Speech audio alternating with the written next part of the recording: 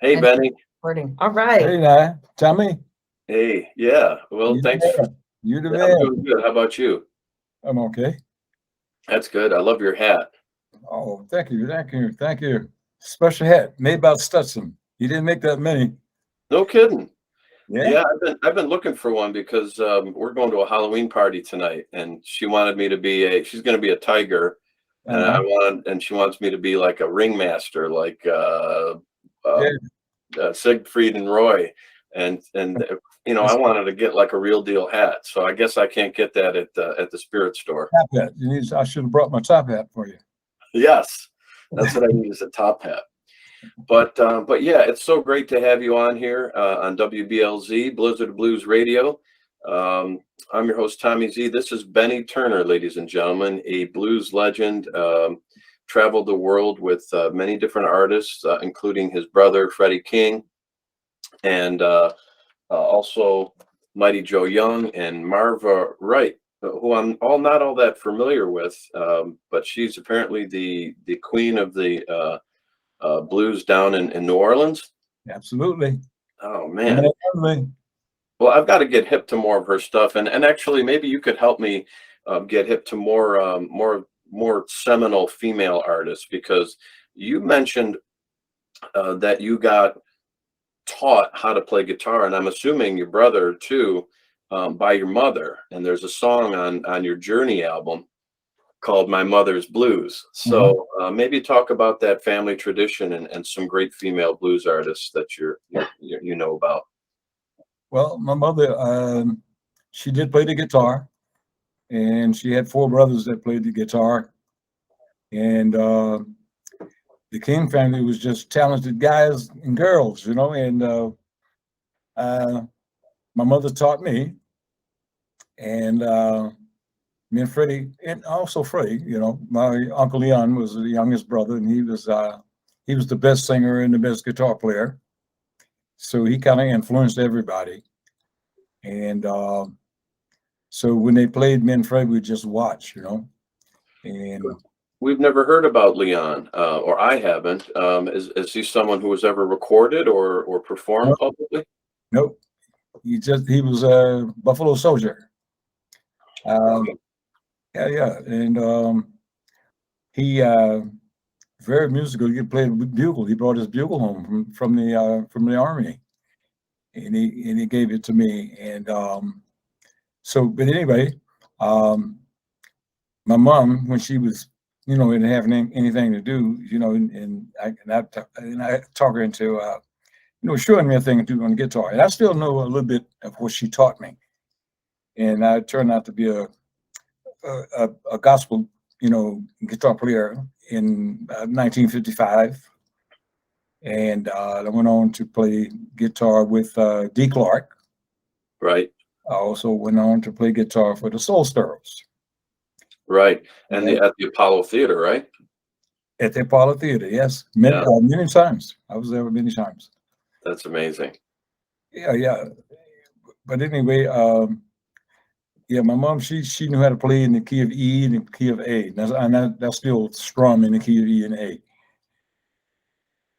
Yeah, I didn't actually check the key of that song, My Mother's Blues, but I'm assuming that's you playing the guitar on that track. Yes. Yeah, I love that album. I play a lot of those songs, and in fact, a lot of them are in rotation on WBLZ. And Mhm. I was hanging out with my girlfriend last night, and we were just listening to it because she's a regular listener, and she gets to know the artists and the station IDs and everything that I have by heart. And all of a sudden, that slide comes on for breaking news, Yeah. and that shuffle comes in, and I said, "Hey, that's Benny." She goes, "Yeah, no kidding." But just to make a comment about what we were talking about with your brother Leon and your other family members, have you run into a lot of that Buffalo Soldier thing in the blues? Are there really is just a lot of these artists that we'll never know about, that we'll never get to hear because they were never recorded because they're so obscure? I mean, is it that deep? uh, well, as far as I know, uh, I had two uncles.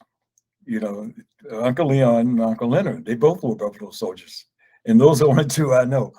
You Okay. know, but there's a lot. That was a lot of people in Texas that was could play guitar and piano and stuff, and they never did get to be go no further than city limits. You know.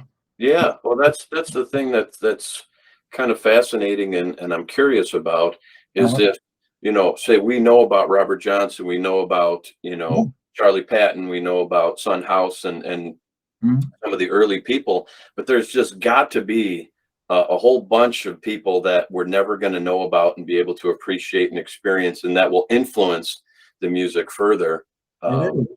you know, because of that type of thing. But I guess that's life, right? Well, it was like that then, and also in Chicago.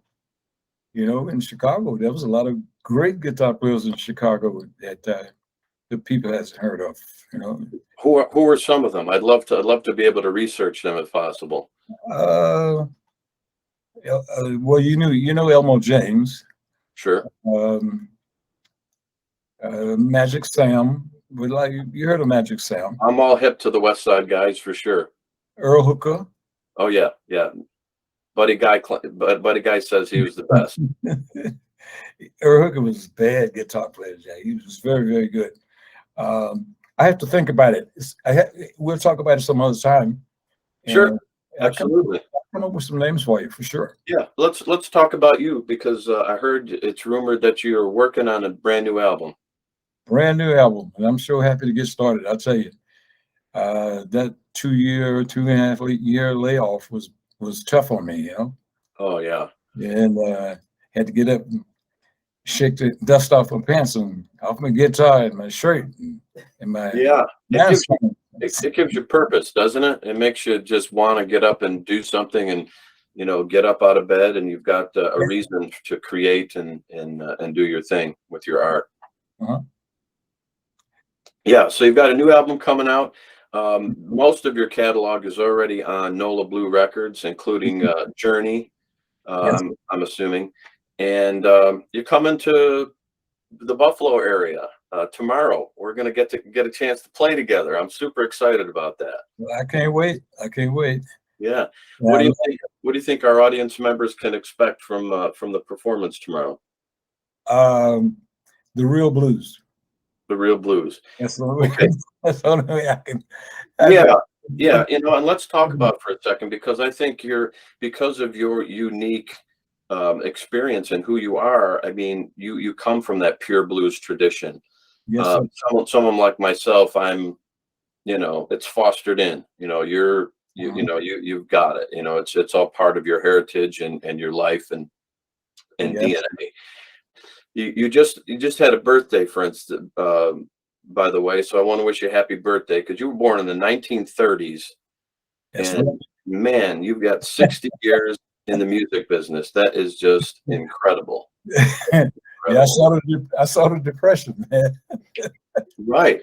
So you've seen all these differences, but you've also seen the music evolve from the late 30s all the way through That's, each decade.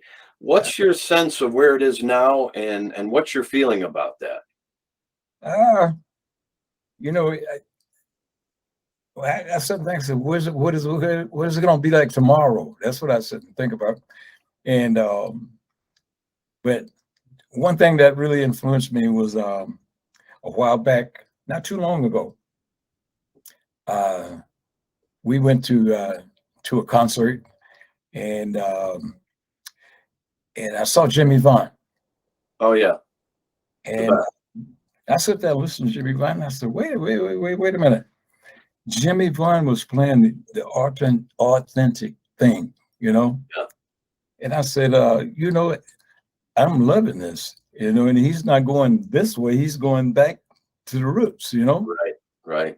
And I said, man, I'm loving it. So I like it both ways, you know. I like it both ways. People Yeah. they get creative and they can do their own thing. But I like go back and listen to the original guys. Yeah, of course. And then, when you look at somebody like Muddy Waters, for instance, Mhm. he may have been perceived as somebody that was like Jimi Hendrix decades later because, he was moving towards that electrified style, and the way Little Walter really brought out that just wild sound, distorting the harmonica through an amplifier.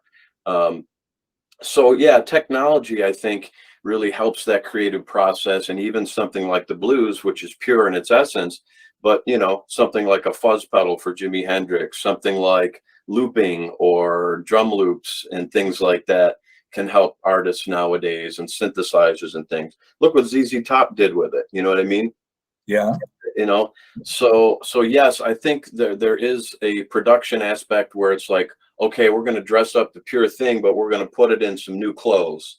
And these are what the styles are nowadays. So I think as long as you're, like you said, as long as you're listening to the original guys, going back to, Magic Sam, Otis Rush, and Freddie King, and BB King, and Albert King, and Benny Turner, because your albums are still fresh. I mean, I was just listening to, like, some of my favorite cuts on that album, Journey, are Worn Out Woman. Like I said, yes. Breaking News. And there's another minor blues on there, Make It Right. I think that's a great track too. Yes. Yeah. Are you recording with Pro Tools, or are you using tape? Doing Pro Tools. Okay, but it sounds great. I mean, it sounds warm and fat and full and everything like that, for sure. Yes.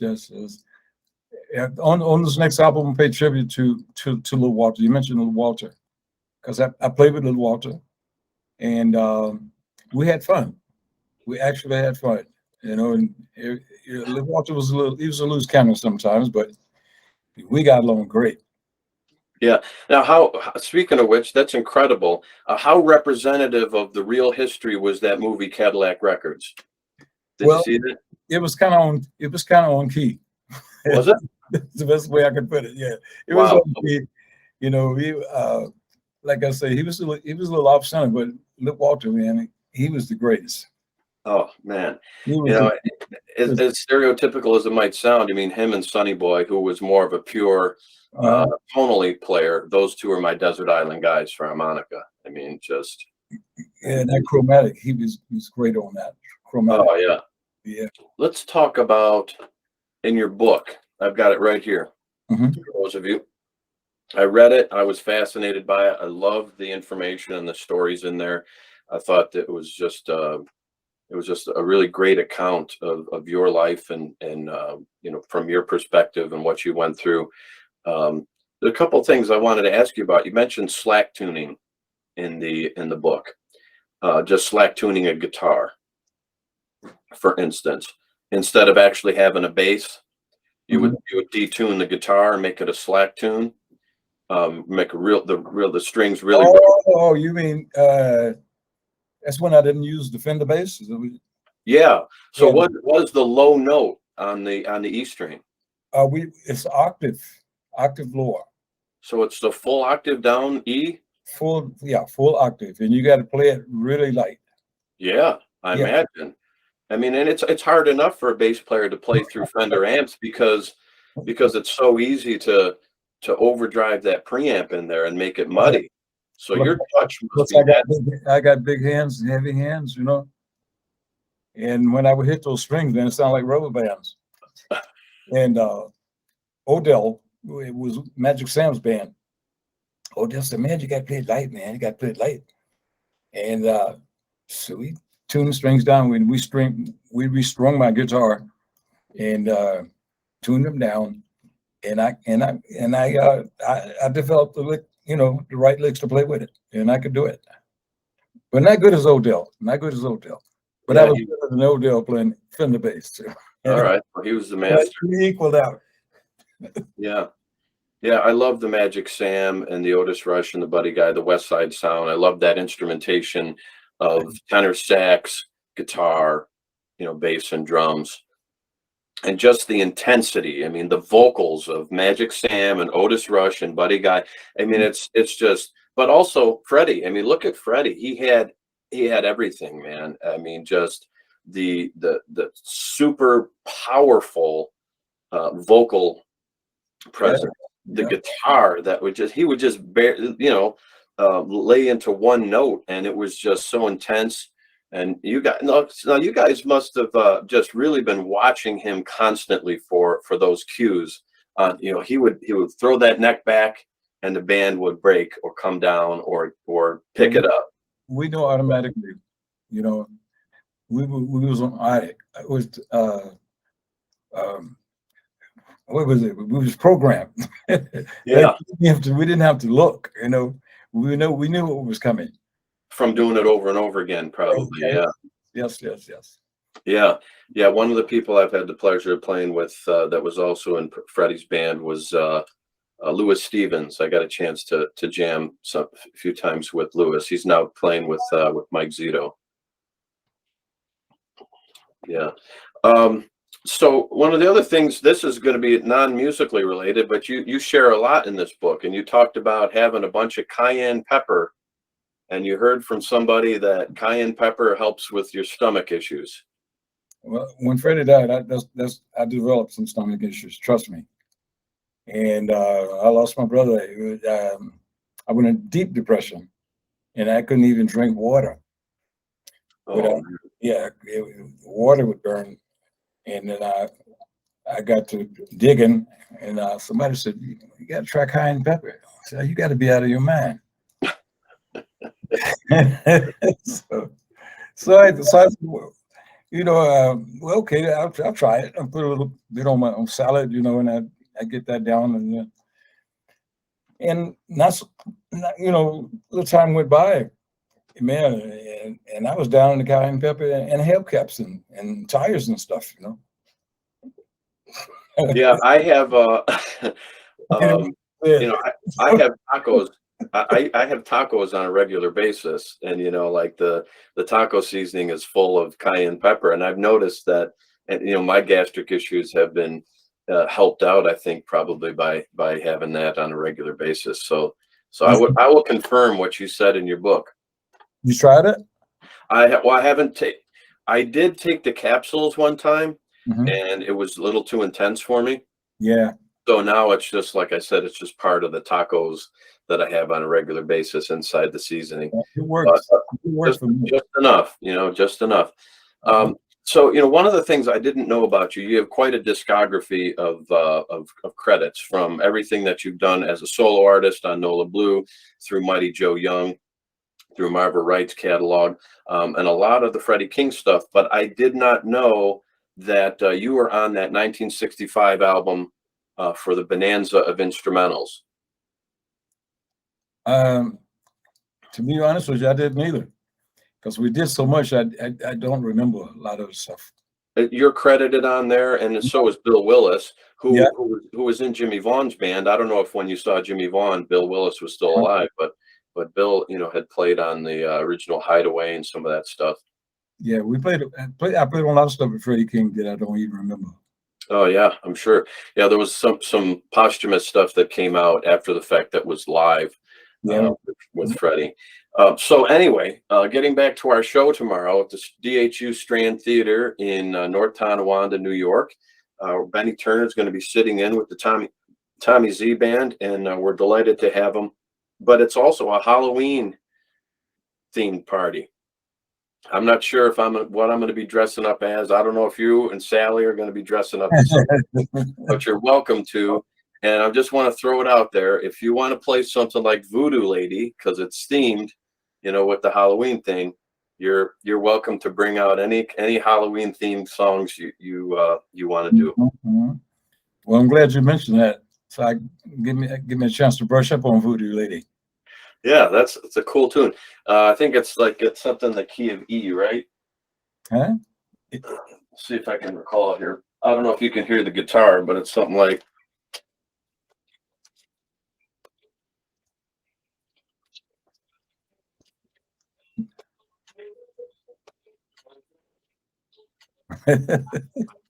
Right?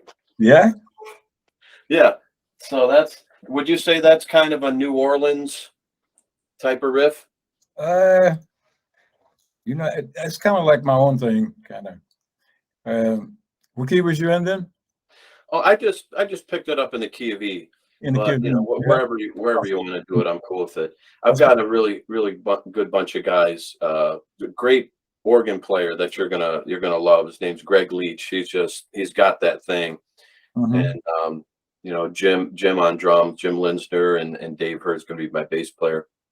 So, feel free to try things, or if you want to send me some stuff in advance that you might be inspired to do, these guys will listen to it and they'll even chart it out if you want. Now, just a good old time shuffle with old blues songs is good enough for me. Yeah, us too. Yeah, Sometimes minor blues, like C minor, you know. yeah. Well, I Yeah, think we'll probably be doing a lot of that because we're going to be doing the stuff on that spookier side of the blues for the Halloween crowd. I've yeah, got I've got this interesting arrangement. I'm not sure if I'm going to play it tomorrow, but I did an interesting arrangement of "I Put a Spell on You" by Screaming Jay Hawkins. yeah. Do you ever get a chance to play with him? Yeah, in Paris.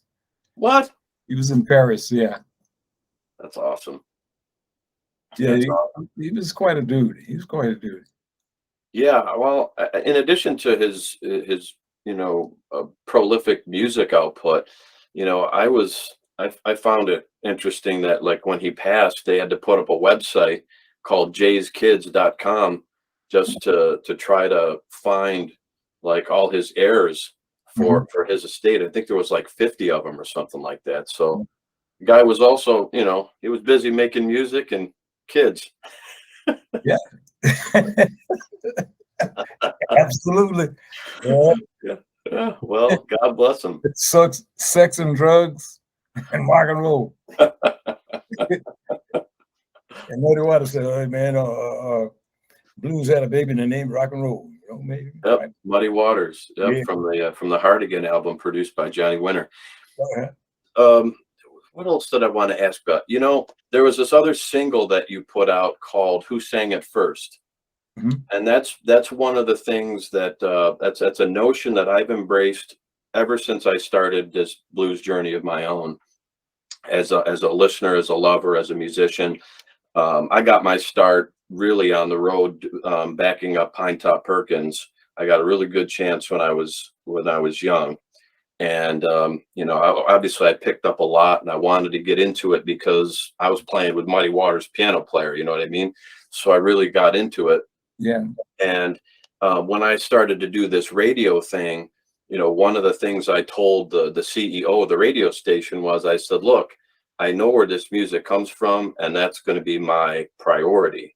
I know there's a lot of modern stuff, a lot of hard rock and blues, and people that cover the original stuff. I said, but I'd rather hear Elmore James's version of "It Hurts Me Too" than Foghat. You know what I Yeah. mean? Nothing against Foghat, but I'd rather hear Elmore's version. I'd rather play his version. So I got that sense from you in that song that you were making a statement. Look, don't Yep. forget where this comes from because, it's Mhm. ours. We did it first, and there's nothing new under the sun that you're doing, right? That's right.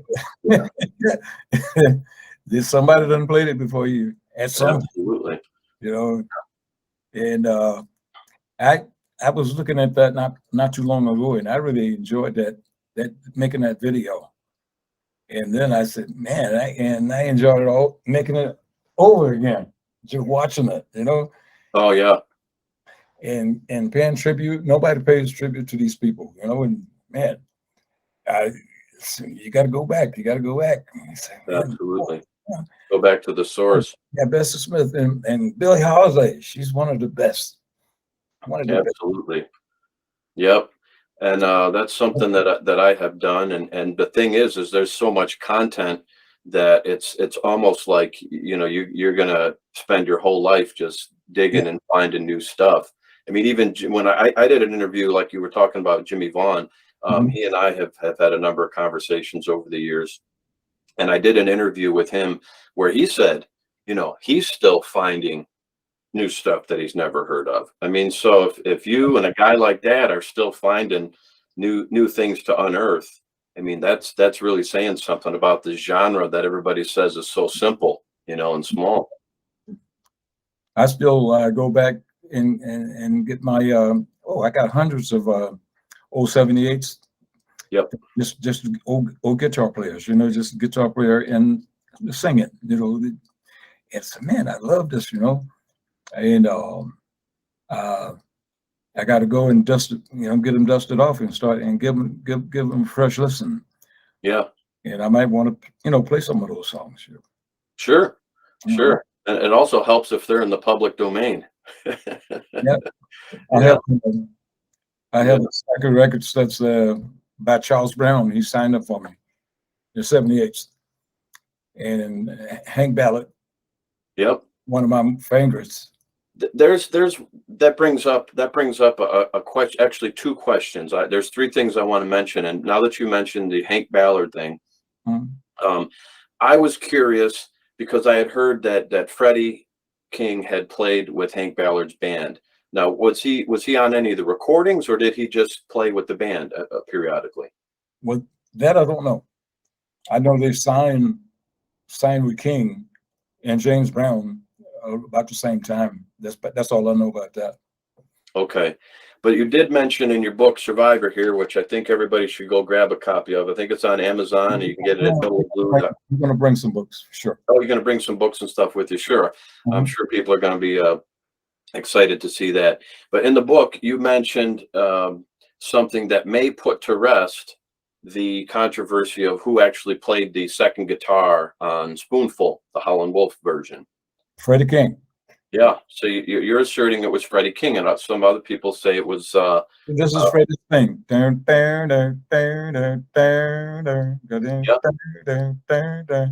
was sitting there, so I know.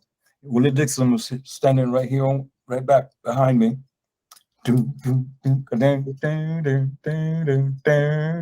Benny, are you telling me and our listeners that you were at the recording session and you witnessed it yourself?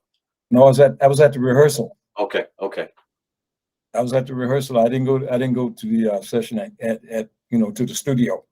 But still, I was obviously that they had planned on having Freddie in that, and then he recorded it. That was his spot. That's great. Freddie was here. Dixon was here, and Wolf was in front of me. And who was the other guitar player? Hubert was on my left, huh? Hubert was the other guitar player? Yeah, Hubert plays too. Oh, wow. Oh, that is interesting. All right. So the third thing that I wanted to mention that was on my mind was when we're talking about who sang it first and going back and researching the origins of this stuff, there's a quote by Howlin' Wolf about Charlie Patton. Okay. Now, Charlie Patton, at the Dockery Farms, apparently was really one of the central figures that influenced like Robert Johnson's Son House. He's like the godfather of the Delta blues, purportedly, and played behind his head, played behind his back, and had that voice that kind of Wolf might have really took a liking to. Charlie Patton had it. So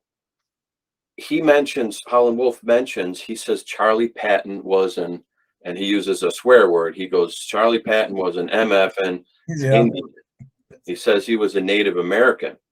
And recently some things have really come to my attention, like from the Netflix documentary called Rumble, where when you look back at Jimi Hendrix and Chuck Berry and Jesse Ed Davis and just so many blues, jazz, swing, and rock and roll artists that have Choctaw roots in them, or Cherokee, or certain Native American.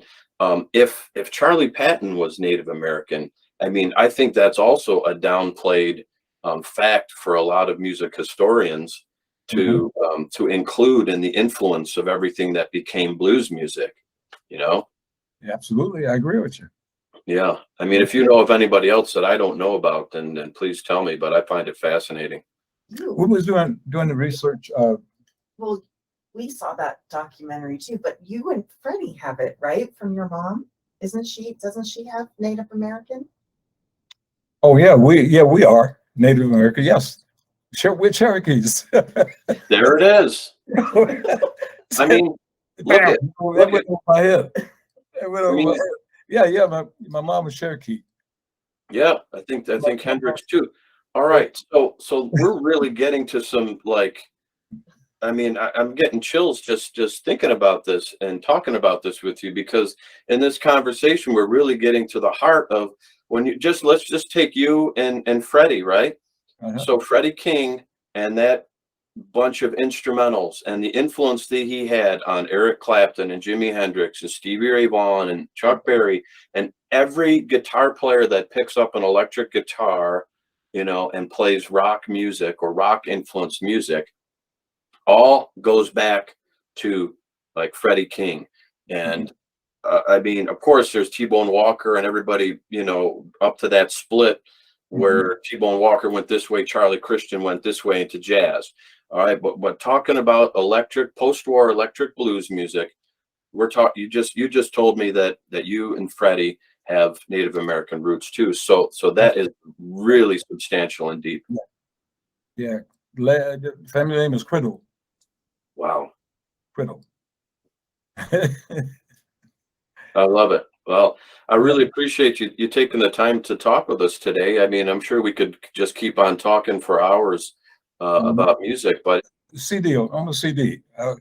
I'd like to acknowledge the fact that I'm going to do a tribute to Hank Ballard on that, and Billy Davis is going to be with me. He's the last remaining member of the Midnighters. He's okay. guitar player. He's going to be with me on that session, and I'm really proud to have him. For those of you that don't know some of Hank Ballard's songs and influence, I mean, probably one of the most accessible is "Look at Little Sister" by that Stevie Ray Vaughan covered, and "Work with Me, Annie," and then some of those Yeah. popular tunes as well. Are those some of the songs that you're exploring doing some covers of? You have to wait till they come out. All right. Well, you don't have to spill the beans on that. One is not going to be is the twist.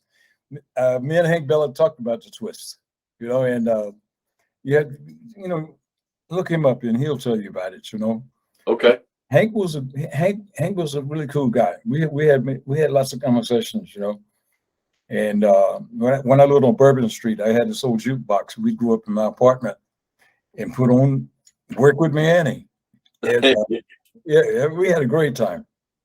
Yeah. Well, you've had some incredible experiences playing around the world with Freddie and Mighty Joe and Martha, and as your own solo artist. I don't ever want to downplay that, because you're such a vital and significant blues artist on your own.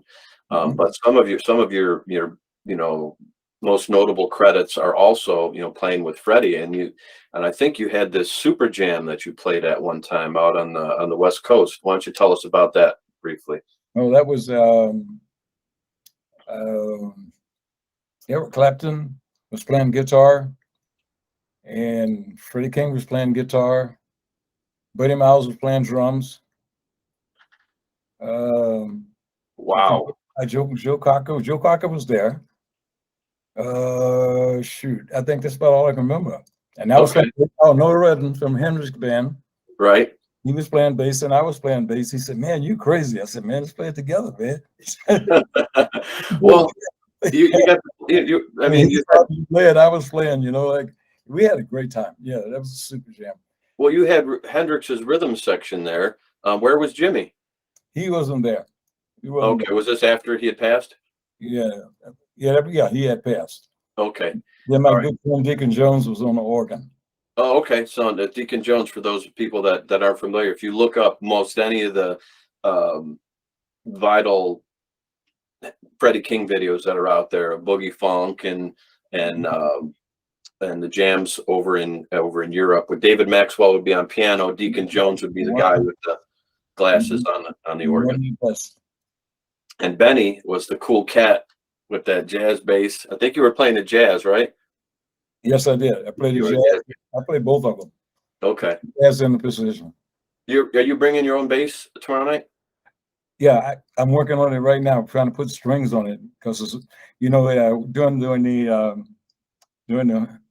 last hurricane, They stole my bass and my car. Oh, The white bass that had the black stars on it. They stole that bass, man. They sure some people they don't have a heart. A lot of people. So. no, they don't. A lot of people do have a heart. Like Sally said, she got a big heart. Clearly. Hey, Sally, appreciate all the help you had in setting this up. This is going to be great. Let me ask you another question, Benny. Yes. So obviously, you know, we're taking this kind of back to the region here. You're coming to North Tonawanda, you know, the Buffalo area tomorrow. When have you been here in the past? Because to my knowledge, as a solo artist, I don't think you played here as a primary artist. But were you ever here with Freddie or? Yes. Okay. Yeah. We actually played a bar. I don't know what town it was up this way.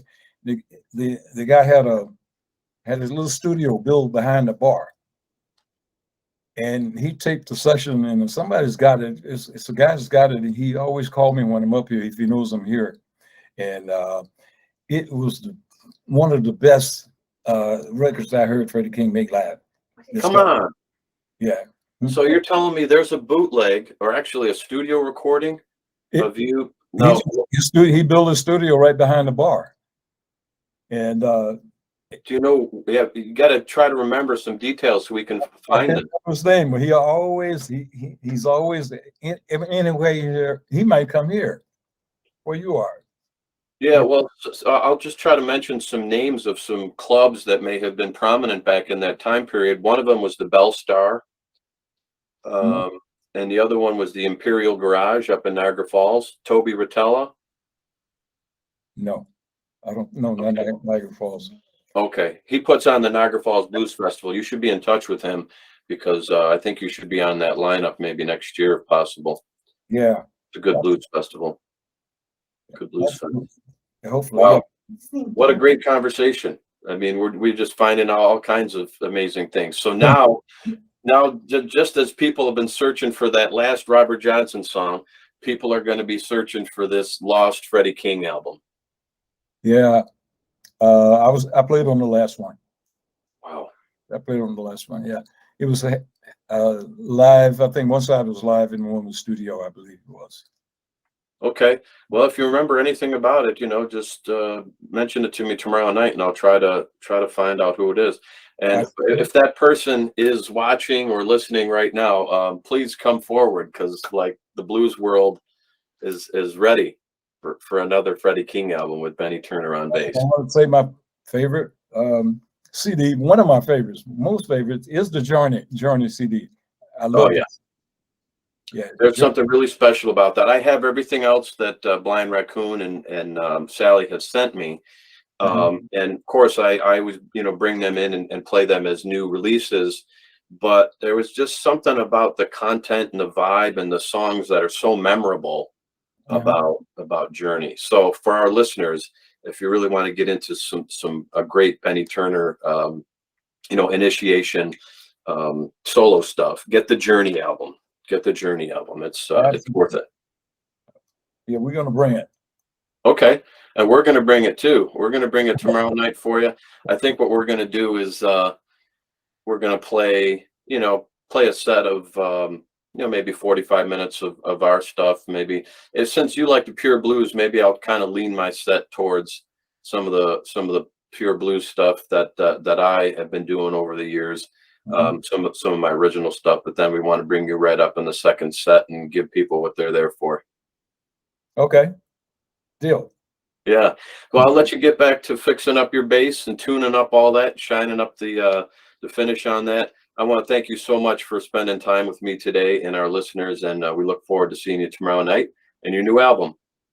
My pleasure. Thanks, Benny. You're welcome.